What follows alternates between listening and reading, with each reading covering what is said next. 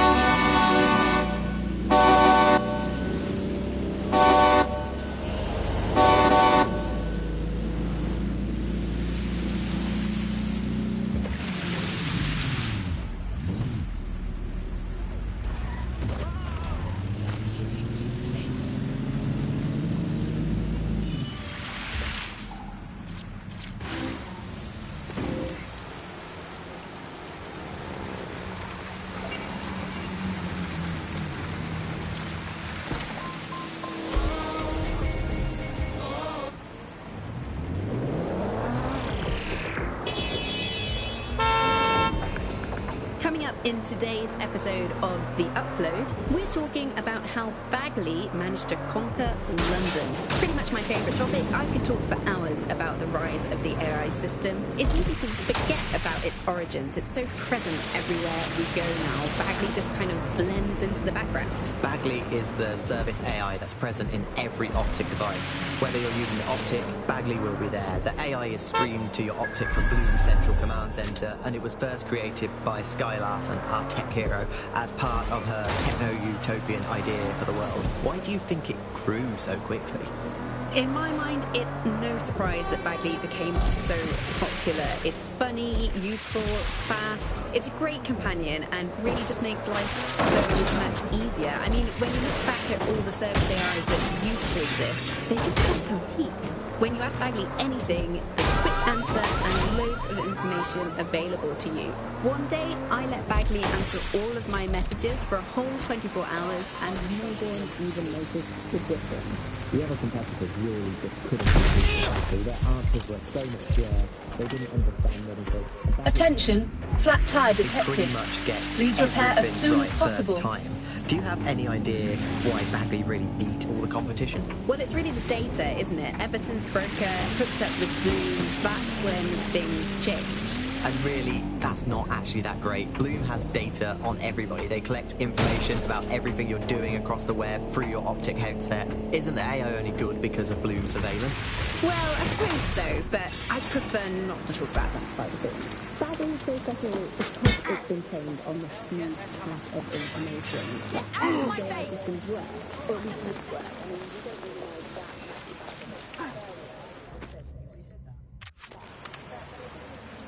Think about what you...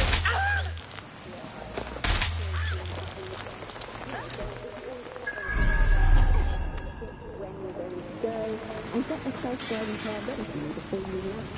That's pretty terrifying. Rumours around the Control, we are version of pursuing Bagley. the suspect. I've heard mutterings, yes. I've heard it's been used by DedSec. I wouldn't put it past them. It's pretty well known that they're not fans of Bloom. But the idea of a souped-up version of Bagley, given it's already so intelligent, is a bit terrifying. I wonder what they could actually make it do.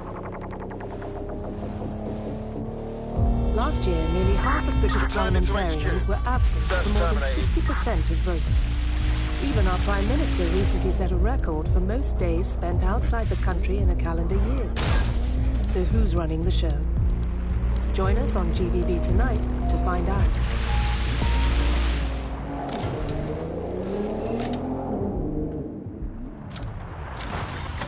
You're listening to The Bug. May cause nausea, vomiting and headaches. You're listening to The Bug, the Resistance comedy show brought to you by the Buccaneer Network. I'm Andy, joining me, as always, Alice. I'm excited to be here. Apparently, the Resistance is not going well. Again? Well, there has been some news about DedSec, the Resistance recommendations, delete according to preference. Not preference, sorry, delete according to whether or not you work for the government, Sirs, Bloom, the Kellys, or Albion. According to a Sirs official, DedSec is no longer a threat, which I guess is true, in that it was never a threat in the first place. Reminds me of when my great-aunt Gladys had her appendix out. Oh, Andy, that surgeon is a real threat, wagging that market, and he's going to knock me out. Anyway, it's Spurs officially said DedSec is going down. I guess we'll have to assume that. Never been stronger. But I do worry, Alice. I mean, sometimes I think, is there any hope? Do you still have hope? I don't think I'm allowed to have hope. We're living in the self-selected, algorithmically designated information equivalent of propaganda state, and every resistance that I've ever seen is weaker than the British pound. I feel like hope is an expensive thing to buy these days. Right. I mean, is it all totally pointless? I mean, it can feel pointless, but then again, I've spent almost all of my life doing pointless things like watching sport, thinking about sport, thinking about watching sport, learning French and hoping for a better future. All completely pointless. But yeah, I've done them, so we might as well carry on. Is there a light at the end of the tunnel? Yes, I think there is. Unfortunately, what is that light? Is it an oncoming train? Well, no, it couldn't be. Obviously, that train would be late or cancelled. Is the light at the end of the tunnel a burning effigy of the concept of hope? Quite possibly. Is it the soul of Sky Larson imploding into its own vacuum? May well be that. Is it the ego of Nigel Cass that is now so big that it sucks all the light in the universe into itself? I think that is most likely is that, but we'll never give up, Bug fans. This resistance will never die. And one day, we will again be free. Free from these technological chains, free to choose our own futures, free to live our own lives, free to waste our time.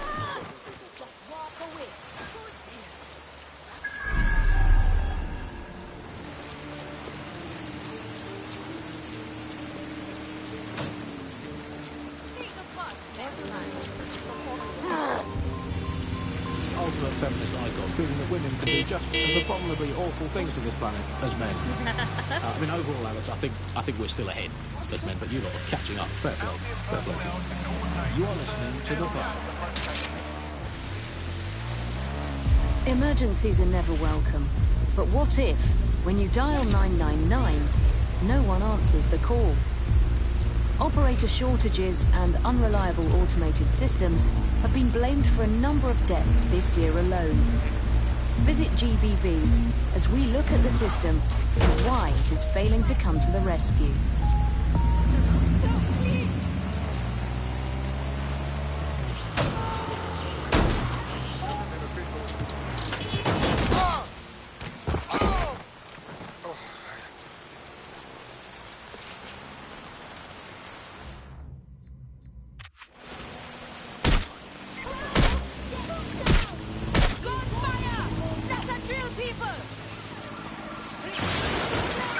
Control, we have a visual on the suspect. All units, target Attention, on foot. flat tire detected. Please repair as soon as possible. This is London Calling. You're listening to Buccaneer, your pirate podcast source for what they don't want to know. I'm Tash, and this time we're giving a special shout out from us to the boys and girls at the Signal and Intelligence Response Service, better known as SIRS. Why not? They're going to be listening to everything. They're listening to everything. But don't worry, we're not going to say anything bad about a massive, unaccountable spy organisation that uses its powers to stifle the sector. Attention, and shut flat down tire detected. Please repair as soon as possible. So powerful. And as usual, we'll keep everyone's names and locations secret, so SIRS doesn't come looking for them. Ian was a veteran political writer and podcaster back in the days of pre-crisis Britain. Is the world we're living in now fascist? Well, this is what fascism is. It is complete and total control of the individual. The desire to basically say to the individual, nothing in your life matters. On an individual basis, you are now Target has exited the car, maintaining visual. Is to become part of the nation. What is a nation? It doesn't mean anything, right? The nation is basically just encapsulated. Control, we're pursuing the suspect. That takes over, that claims to be has this sort of access to the soul of the country, to the soul of the people. There's been an accident, over. It's just a myth, but that's what they go for. On that basis, they take the right to control every aspect of your life, from who you talk to where you eat, to where you go to hang out with your friends. And what we're seeing now is auto drive now enabled. This process where you get corporations and the state operating in tandem, basically molded into it. That isn't that rare. I mean, it's exactly the same thing in Nazi Germany. You look at the concentration camps that operated in Nazi Germany, there were private companies in those camps making use of that slave labor. Fascism often works with corporations, and it's doing the same now. That's the way in which they track what you do. That's the way in which they track who you talk to. They operate as a trust trust. That's it. I'm calling on the Charles is an pursuit. expert in the dark arts of surveillance who worked to set up democratic media in post-communist states. How did it go so wrong in Britain? You know, we're looking at all the wrong things when we look at Britain's crisis. There's a lot of concentration on data and how that's been used and manipulated. And what we haven't looked at is power structures and profit that lies behind this. For example, if we examine what actually happened, you know, there's a company that's really very interested in selling passports and making it easy to provide visas for investment and so on. And historically, throughout the world, they've been working with this big data manipulation company in order to overthrow governments. And then suddenly all the chickens came home to roost. Nobody could find any receipts for what was paid for. Nobody could figure out how things were done, but everybody had a feeling that something really stunk, and they couldn't figure it out. And yet, it was standing there in their face the whole time. So there's a couple of different ways that we got where it is that we are. And one, you have a lot of smaller organizations, smaller power groups, companies as well, who are bending things just a little. Oh, we'll compromise a little bit, we'll bend the rules a little bit, and try to achieve what it is that we hope to achieve that's good for us. And if you add all of that up, what you end up with is a big wall moving in a big way from a lot of little buttons being pushed. But also there's this other thing that's going on here. The gathering of data and the analysis of data has contained within its DNA. It is by its nature a tool for authoritarianism, and it has been used in that way.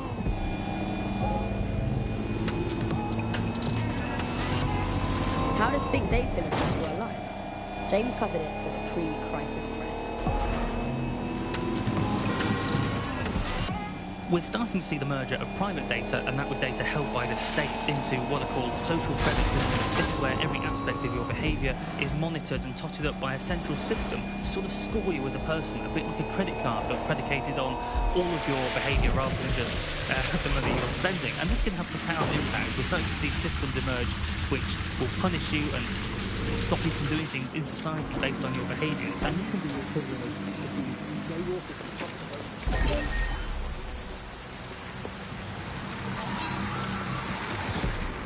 neighbours, you might earn points, and then this can be used to sort of evaluate you as a person. And this could mean, for example, better travel privileges, being able to travel first class, or being denied from travelling first class to not being allowed to travel at all. These systems are very real and very possible because of all the data that is now held in us. So if your ears are burning and you think someone might be watching you, you're probably right. They're watching all of us. I'm Tash, and you've been listening to Fucking. Keep listening, keep sharing the show, and keep it encrypted. They're watching us. But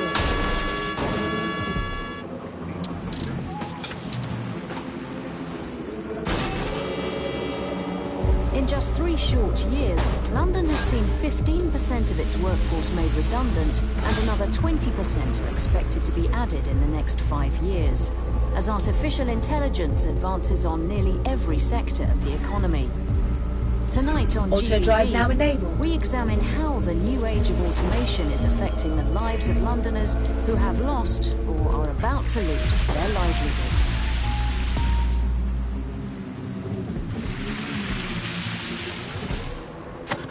You're listening to The Bug. Nibbling away on the rotting carcass of a once free Britain. Hello Resistors, this is The Bug, and on today's show Alice and I will be looking at the big questions such as, are we less than 2 years away from being able to turn a sausage back into a live pig?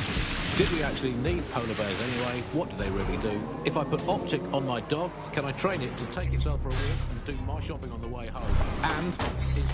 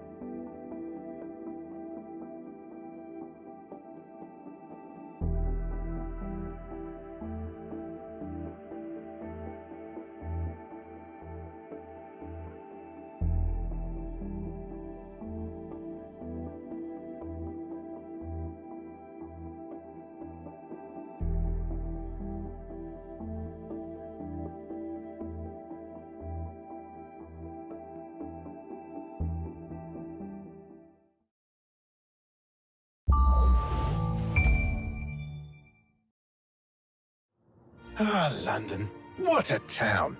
History around every corner, and a tourist photographing it.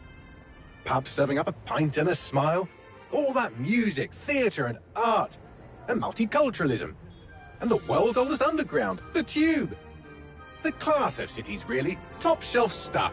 Only took 12,000 years to build it up, and one night to tear it all down.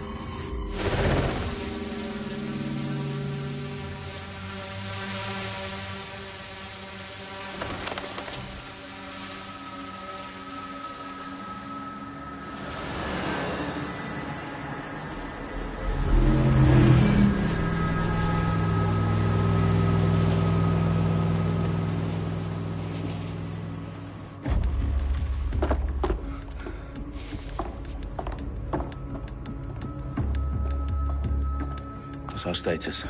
Perimeter security's down, but plenty of your flying friends about. Fucking hell.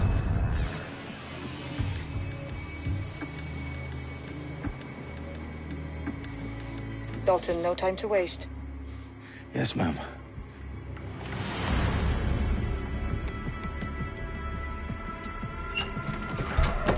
I'm in. Any idea what we're up against, Bagley? If you hadn't brushed off, I might. Ever consider leaving these security threats to the authorities? That's rich, Bagley.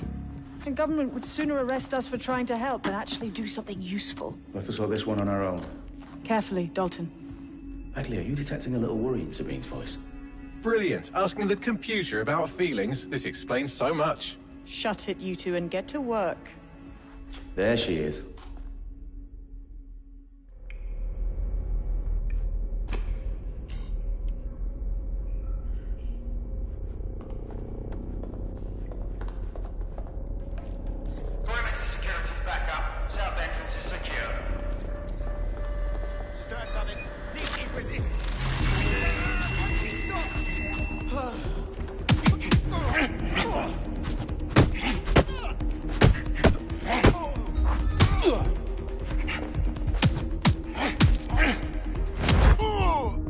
That hurt you more than it hurt me.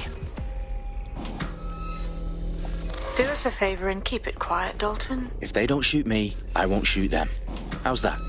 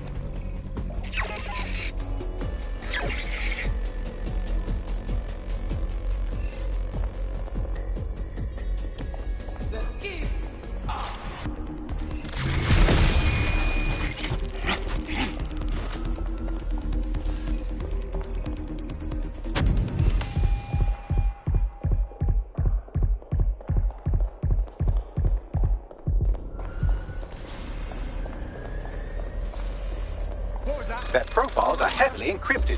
No identifying information. Ghosts in this system.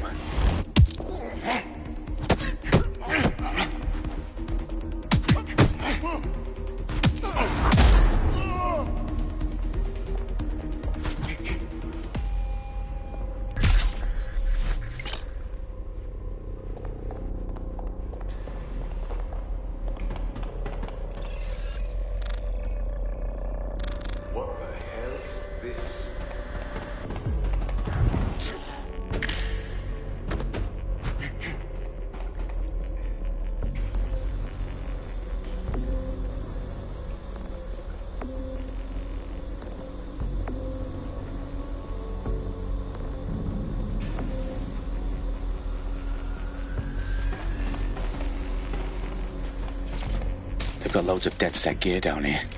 And why do you suppose that is? What? How did they get their hands on it? I don't know. But someone wants to make it look like DedSec was here. Shit. You need to proceed with extreme caution, Dalton. Who are these men in black, anyway? Nothing identifying. I suspect that's by design.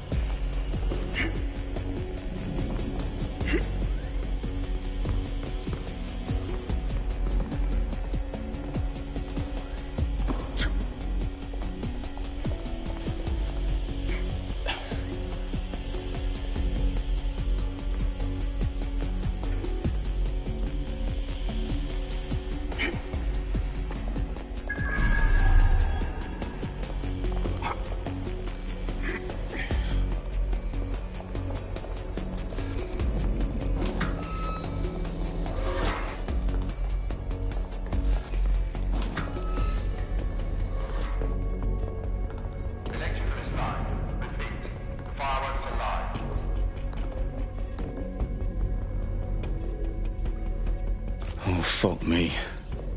The entire place is rigged to blow. Jesus, those canisters. Bagley, is that...